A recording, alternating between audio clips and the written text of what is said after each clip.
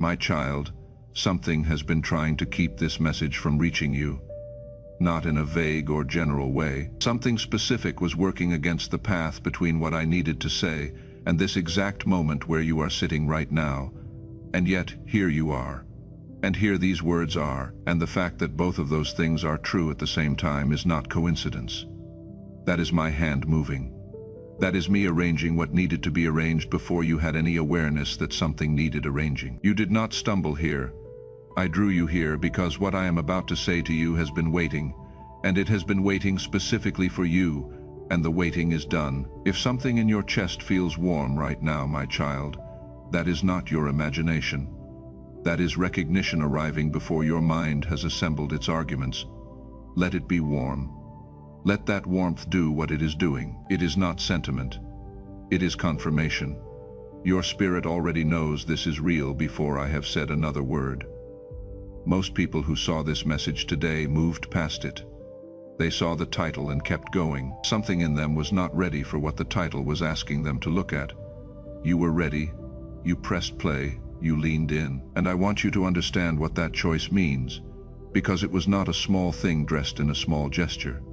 You were the one who stayed when staying was optional. That is already the posture of someone who has learned to move toward the voice rather than away from it. That is already the evidence of something I have been building in you for a very long time. My beloved, I need to speak to you today about a decision you made.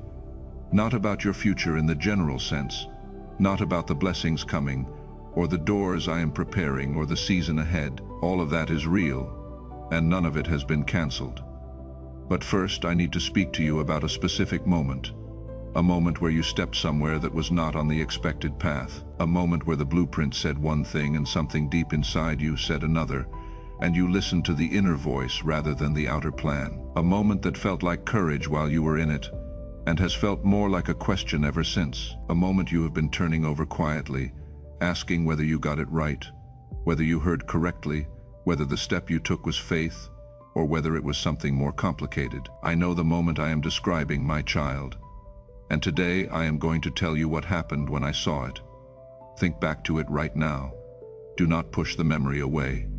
Let it come forward. Let the specific texture of that moment return, the particular feeling of moving in a direction that the script did not sanction, the mix of certainty and fear that occupied the same space in your chest simultaneously, that strange compound of knowing this is right and knowing this is not the plan. You made a choice. A real one. A choice that cost you something, that required something of you that routine obedience had never required, because routine obedience is easy in a way that genuine faith is not. You moved from a place that was not simply following instructions. You moved from a place that was listening to something deeper than the surface plan, and from the moment you moved, a question settled in behind you. Did I get that right? Did I hear correctly? Was that really you, or was that me? I am here to answer that question today, my beloved. And the answer is not what the accuser has been suggesting. If something in your chest just loosened as I said that, if something that has been held tight for longer than you realize just released slightly, that is not your emotions playing tricks. That is truth landing in the body before the mind has finished processing it. If you felt it, type "I felt it" in the comments right now. Not because the gesture is required, but because when the part of you that has been quietly asking finally hears an answer, it deserves to say out loud that it heard. Type it. Give that part of you a voice. My child, let me tell you what happened in the moment you stepped. Let me tell you what I saw and what I felt when I watched you make that choice. Because this is the thing that nobody has told you, and it is the thing you most need to hear. When you stepped outside what the plan described, when you moved in a direction that your inner knowing said was right, even though the blueprint said something different, what rose in me in that moment was not disappointment. It was not alarm. It was not the need to recalibrate or redirect or correct your course. What rose in me, my beloved, was something much older and much more powerful than any of that. What rose in me was joy, not the mild satisfaction of watching an obedient servant execute a task correctly, not the quiet approval of a manager whose instructions have been followed to the letter. What rose in me was the specific and particular delight of a father watching his child think for themselves for the very first time in a way that proves the Father's heart has actually been received and not merely repeated. Zephaniah 3:17 says, I, the Lord your God, am in your midst. I will rejoice over you with gladness. I will quiet you by my love. I will exult over you with loud singing. My child, that singing, the loud and uncontainable singing that the prophet was shown, that was the sound of what I felt when I watched you step. Not a quiet nod, not a restrained acknowledgement, exulting, singing, the full register of a father who saw something in his child that made every long season of formation feel worth it all at once. I want you to understand why that moment delighted me rather than alarmed me, because the understanding itself is part of what I am releasing to you today. My child, I did not create you to be an executor of instructions. I did not form you in my image so that you would spend your life waiting for me to tell you what to do next, and then doing only exactly that. Never more, never differently, never with the particular and unrepeatable expression of who you specifically are. Genesis 1:27 says, So God created man in his own image. That is not a minor detail in the text. That is the foundational declaration of what you are. You carry creator nature. You carry the image of the one who does not simply manage what exists, but who originates what has never existed before, who speaks into the formless and calls something specific into being, who looks at what is and imagines what could be, and then makes the imagined thing real. I built that capacity into you on purpose, not as a decoration, not as a trait to be managed or suppressed whenever it produces something unpredictable.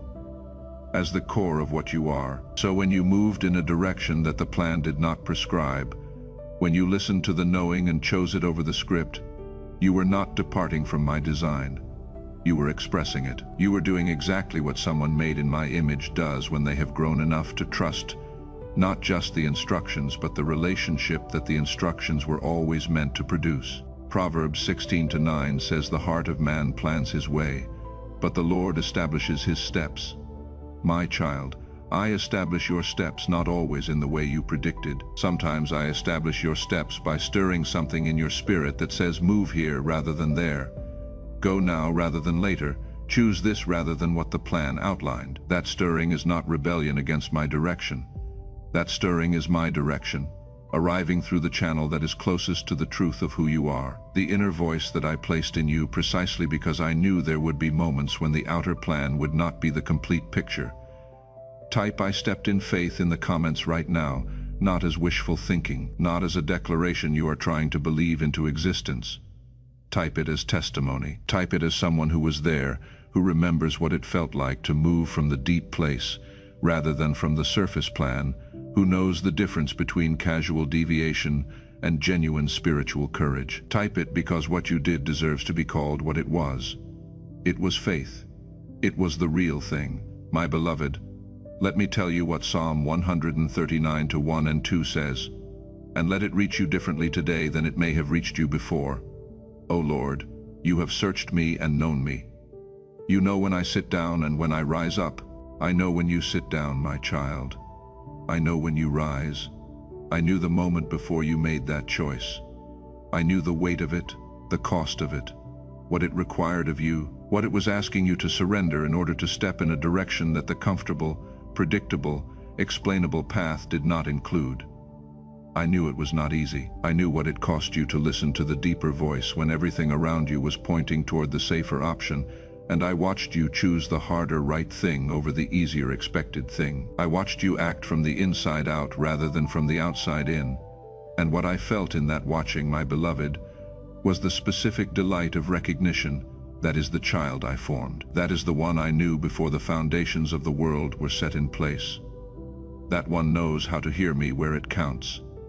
I want to speak to you now about the distinction between servants and friends, because this distinction is at the center of what your step revealed, and it is something I need you to carry with full understanding from this day forward. In John 15:15, my son Jesus drew a line in the earth that changed everything for the ones who were listening. He said, No longer do I call you servants, for the servant does not know what his master is doing, but I have called you friends. For all that I have heard from my Father I have made known to you, my child. Do you understand what that line means? A servant executes. A servant receives instructions and carries them out. And the carrying out of instructions is the extent of the relationship. The servant does not need to understand the full picture, because the servant's role is not to engage with the full picture, but to complete the assigned portion of it. The servant relationship is functional. It produces outcomes, but it does not require the servant's whole self, only the servant's compliance. A friend is something entirely different. A friend is someone who has been brought inside the knowing, someone who shares not just the instructions but the heart behind the instructions. Someone whose presence matters to me not only instrumentally but personally, not only for what they do but for who they are. Not only for how faithfully they execute the plan, but for how genuinely they know the one who is behind it. And the movement of a friend looks different from the movement of a servant. A friend moves from shared heart, not from received orders. A friend acts from the inside of the relationship, from what they have come to know and trust and internalize about who I am and what I love and what I am always working toward. When a friend moves in a direction that the plan did not specify, it is not because they have lost their way. It is because they have found something deeper than the plan, which is the person the plan always existed to serve. My beloved, what you did when you stepped was the move of a friend, not a servant who wandered, a friend who moved from the shared heart. And that is a graduation, not a deviation. That is evidence of something deepening in you, not something unraveling. Genesis 18:17 records me asking a question that I want you to sit with today. I said, "Shall I hide from Abraham what I am about to do?" That question was not rhetorical. It was the expression of a relationship that had grown deep enough that the instinct toward hiddenness no longer felt right. I do not hide my plans from those I call friends. I share them. I bring them inside the knowing. And sometimes the way I share them is not through a clear and detailed blueprint laid out in sequence. Sometimes the way I share them is through the deep inner stirring, the quiet but unmistakable sense of direction that does not arrive with full explanation, but arrives with full certainty, the knowing that precedes the understanding, the conviction that says move here before the reasons have assembled themselves into a logical case. That is what you responded to. My child, you responded to the knowing, and in doing so you proved that the relationship between us has grown past the servant stage and into the friend stage. You proved that my heart has been transferred to yours in a way that goes deeper than instruction. You are operating from internalized love rather than externalized compliance. And that is the thing that made me rejoice. My child, I want to press a little deeper into what this means for how you move from here, because the revelation is not only about what happened in the past, it is about how you walk in what comes next. The one who has grown into friendship with me does not return to the servant posture after that growth has been established. You do not graduate and then regress. You carry forward what the graduation revealed, and what it revealed is this: the inner voice is a reliable instrument. The stirring that says move here, the knowing that says now, the certainty that arrives without fully assembled explanation, that is a legitimate and trustworthy channel of communication between us. It has always been real. The difference now is that you have proven to yourself, through the actual cost of a real step, that you are willing to trust it. That willingness is not something you had to manufacture. It revealed itself in the moment you acted on what you heard, and what was revealed in that moment does not disappear simply because the accuser has spent time since then suggesting you were wrong to trust it. You are going to face more moments like that one. Moments where the inner knowing and the external plan will point in different directions. Moments where the stirring says move and the blueprint says wait, or where the certainty says yes and the conventional path says not yet, or where the deepest part of your hearing says this and everything around you says that. And in those moments, the question will be the same question it was in the moment you have already navigated. Will I trust what I heard, or will I defer to what can be explained and defended and approved by those who cannot access what I heard? My beloved, you already know how to navigate that question. You proved it. The step you are carrying guilt about is the evidence that you already know how to do this. The guilt is not pointing to a failure. It is pointing to a success that something is trying to reframe as a failure. There is a difference between those two things, and today you are receiving the clarity to see it. Type "I know his heart" in the comments right now. Type it as someone who has moved from information about me to actual intimacy with me. Type it as someone who has learned the difference between knowing about the plans and knowing the one who holds them. When you type those words, you are signing your name to the upgrade that has already happened in the relationship between you and your Father. My beloved, I want to speak now about what heaven has recorded of your journey. Because before we go any further, you need to hear what the record says. I saw the long seasons of ordinary faithfulness, the days when obedience was the only thing you had to offer, and you offered it anyway. I saw the prayers that felt like they were going nowhere and kept coming. I saw the quiet steadiness in the seasons when steadiness was the hardest thing. I saw the moments of genuine courage that no one else witnessed. That happened in the interior where only I could see, where you chose trust over fear and faith over evidence and the forward path over the retreat that would have been so much more comfortable. And then I saw the moment of this step, the step that this message is about, the step that surprised the script. I saw what it cost you, and I saw what it came from, and I saw the depth of the place it was sourced in. Heaven did not simply observe that moment, my child. Heaven recorded it. The record does not lie. Isaiah 54:17 says, "No weapon formed against you shall prosper." And every attempt to make you feel that your step was a mistake, every voice that has suggested you got it wrong and need to recalibrate, those are weapons, formed and not prospering, because I recorded the truth of what that moment was before the accusations could construct their version of it. Stay right here with me, my beloved. If you have not yet done so, press the follow button on this channel right now. I am still speaking, and what comes next is connected to what came before. And I want to keep speaking to you in the days ahead. The conversations between us do not end here. They continue, and the one who follows is the one who does not miss what follows. My child, I want to speak now about something that has complicated this season for you in a way you may not have fully named yet. When you made the step, there were voices, perhaps not loud voices, perhaps not voices attached to faces you could point to, but voices nonetheless. Voices that asked whether you had really heard from me. Voices that raised the question of whether what you felt was the Holy Spirit or whether it was simply your own desire dressed in spiritual language. Voices that referenced the plan you appeared to have departed from and used it as evidence that you had gone wrong.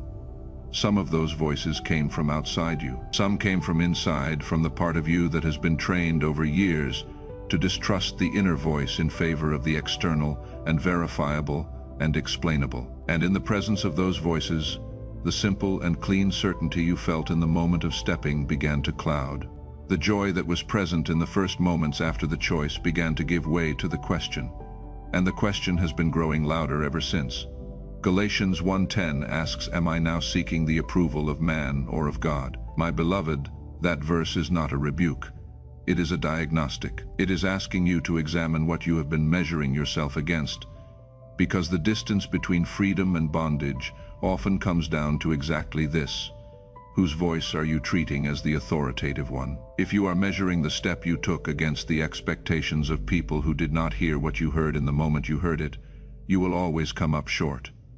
They do not have access to the knowing that moved you. They only have access to the observable outcome. And observable outcomes often look wrong before they look right. But if you measure the step against what you actually heard, against the clarity that was present in the moment of moving, against the deep and non-negotiable certainty that said this, "Not that, now, not later," that is the only measurement that is real. 2 Timothy 1:7 says, "God gave us a spirit not of fear but of power and love and self-control."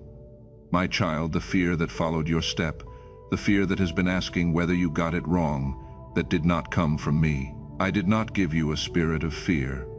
What I gave you was the inner knowing that moved you. What I gave you was the courage to act on it. What I gave you was the step itself. The fear that followed is not my voice. It is the response of the accuser to a move it did not expect and does not know how to counter.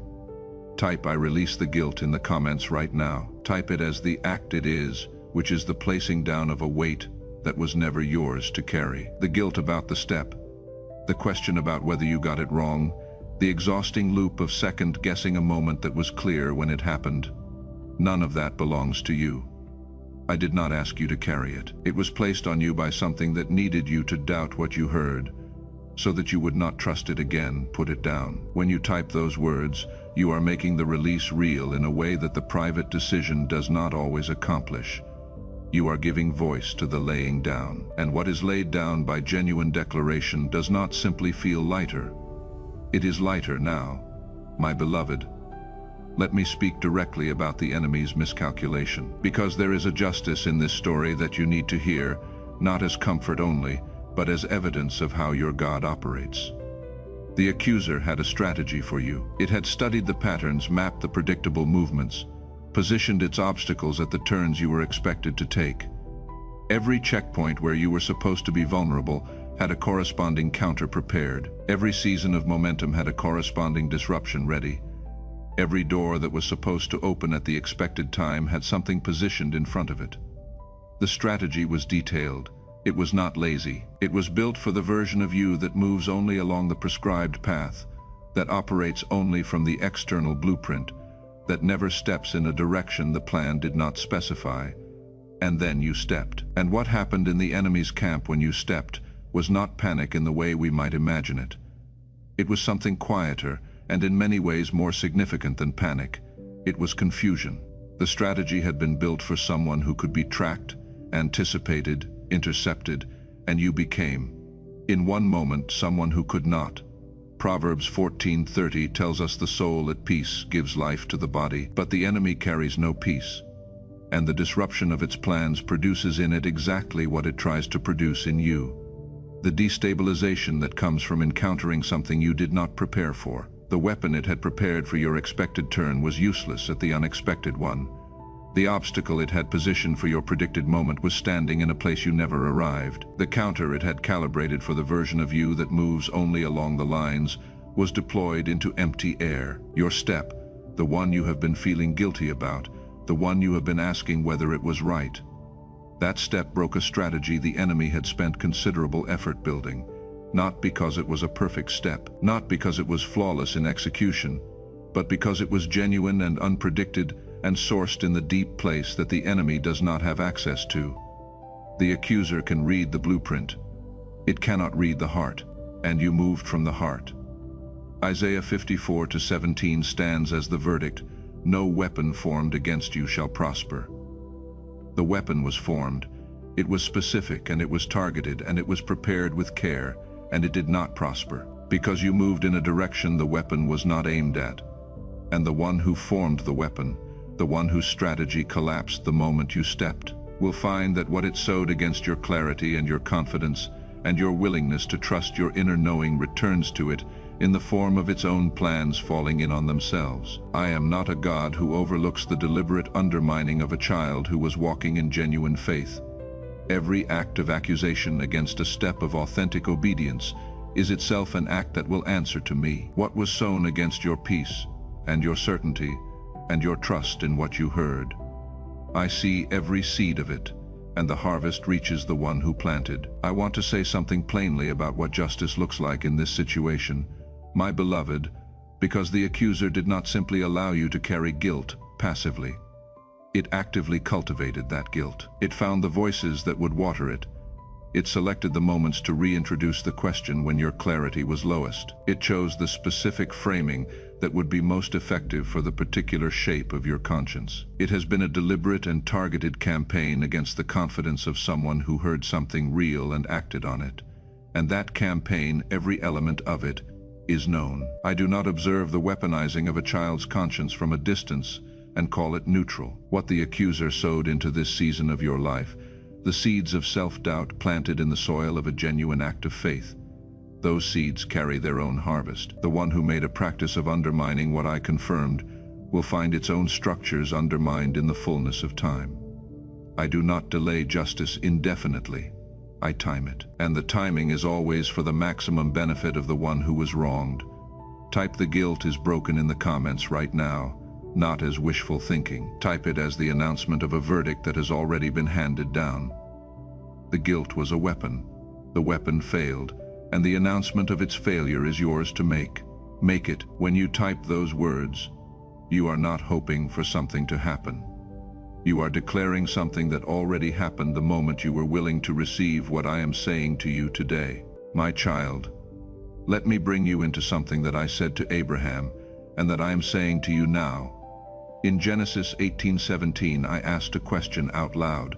I said, "Shall I hide from Abraham what I am about to do?" That question was asked by me at a moment when Abraham had proven something about the relationship between us, when the depth of the connection had reached the point where the instinct toward withholding information no longer felt right, when the intimacy had grown past the level of servant and master and into the territory of genuine companionship. And my answer to my own question was no. I will not hide, I will share, because that is what friendship looks like when it is real. My beloved, I share my plans with friends, not all at once, not in a fully assembled format that requires nothing of the friend's faith or trust or genuine engagement with my heart. I share in the way that friendship works, which is through proximity and trust and the gradual deepening of a knowing that goes beyond words. And sometimes what I share with friends does not look like a clearly labeled instruction. Sometimes what I share looks like a stirring, a warmth, a certainty that arrives without full explanation, a knowing that says this, even when the plan said that. That is not confusion. That is intimacy. That is me speaking through the channel.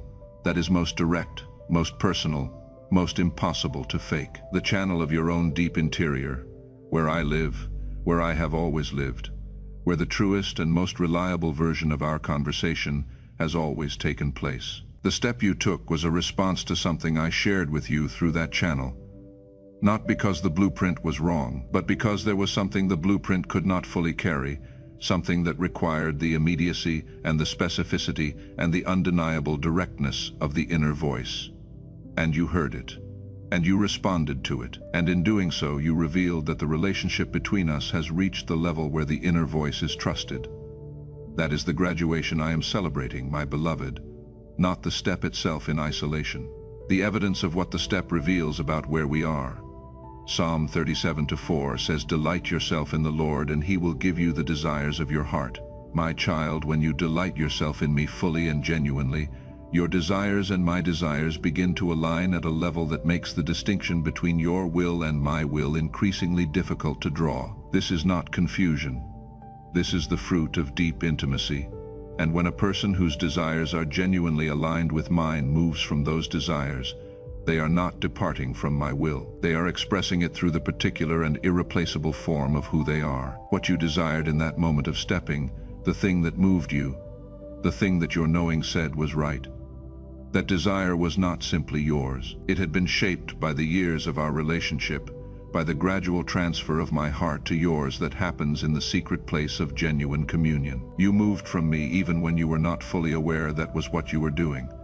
Type, "I am a friend of God" in the comments right now, not as something you are claiming for the first time. Type it as the acknowledgement of something that has already been established, already been demonstrated, already been proven by the fact of the step you took and the place it came from. When you type those words, you are agreeing with the identity that has been yours since the moment the relationship grew deep enough to produce a step like the one you made. You are not reaching for something above you. You are receiving what is already yours. In the days ahead, my beloved, I want to prepare you for something, because what I have spoken to you today will not go without a response. The accuser does not accept the ending of its strategies quietly. In the coming hours and days, as this truth settles in you and begins to do its work, you may feel the pull of the old question returning, the familiar voice asking whether what you heard was really me, whether the step was really right, whether the guilt you just released was released too quickly, whether it was telling you something real. Let me be clear about what that voice is. It is not the Holy Spirit. It is not the still small voice that moves you toward truth and life and the deeper knowing. It is the accuser making a last attempt to restore the strategy that the step dismantled, and the strength of the attempt will be proportional to the accuracy of everything I have said to you today. If it comes strong, that is not evidence that you got it wrong. That is evidence that you got it exactly right, and something noticed, and something is working to make you forget. Romans 8:1 says, "There is therefore now no condemnation for those who are in Christ Jesus." Hold that. When the condemnation comes back in the familiar shape of the guilt, hold that verse against it. There is no condemnation here. Not for the step, not for the choice, not for the genuine and costly act of faith that the accuser has been trying to reframe as a mistake. There is someone in your life right now who is carrying the same guilt about the same kind of step. Someone who moved in a direction that was not on the expected path and has been asking ever since whether they heard correctly. Someone whose courage is being quietly eroded by the accumulated weight of the question. Share this message with them, not with explanation, not with a long preamble about why they need to hear it. Simply send it and trust that the Father who found you today can find them just as specifically and just as on time. Your willingness to be the instrument through which this reaches them is the next act of faithfulness you get to make. And I see every act of faithfulness, every single one. Because you have stayed through everything I have said, my beloved, I want to tell you what was held for those who remained. The one who turned away early does not receive this. The one who listened to the first part and then stepped back does not receive what I am releasing into this specific moment. This is for the one who held on, who stayed present through the part that was uncomfortable, through the part that required honoring what they had been told to doubt, through the full length of a conversation that asked them to receive something they have been refusing to receive for longer than they should have. You stayed, and into the staying, I release this. The step you took was right. Not perfect, not without complexity or cost or questions that will still need answering, but right from the right place at the right time, for the right reasons. And the chapter that it opened is a real chapter with real things in it that have your name on them and that have been waiting for exactly this moment of your life. Receive that. My beloved, let it settle all the way down. Let it reach the places that the guilt had occupied and fill them with something different. If the weight just shifted, if something in you that has been holding braced against the possibility that you got it wrong just released into the possibility that you got it right, type "I receive this" in the comments right now. Type it as the moment of receiving. Let that moment be marked. Let it be said. What is received with full acknowledgement takes root differently than what is received silently. Type it. Give the receiving a voice. When you type those words, you are signing the document of a new season. The season that follows the step. The season where the guilt is down and the knowing is honored, and the next chapter is beginning. Let me pray over you now, my child, before we close. Let me bring this moment before the throne. Father, I come before you on behalf of this one who stayed, the one who has been carrying the question about the step for longer than it should have been carried alone, the one who made a genuine and costly move from the deep place of the relationship with you and has been living in the shadow of whether it was right ever since. I see this one. I have always seen this one, and what I saw in the moment of the step is what I am declaring over this life today. That was right. That came from the right place. That was the evidence of a friendship that has grown deep enough to move without a fully assembled explanation. I release today from this life the guilt that was not from me, the condemnation that arrived as a counterfeit of the voice of conscience, the accumulated weight of every well-meaning voice that did not have access to what this one heard and therefore could not affirm it, the exhausting loop of second-guessing a moment that was clear. I release all of it from the shoulders and the chest and the quiet places where it has been making its home. Let it fall. Let the place it occupied be filled with something true and warm and non-negotiable. I restore the clarity that was present in the moment of the step. Let it return, not as the faint echo of what it used to be, but in full measure. Let the knowing that moved this one forward be trusted again, be honored again, be responded to again, because it was real in the moment it arrived, and it is real now, and it will be real in every moment ahead where I need my friend to move from the deep place rather than waiting for the fully assembled blueprint. Father, I ask that you honor what the step opened.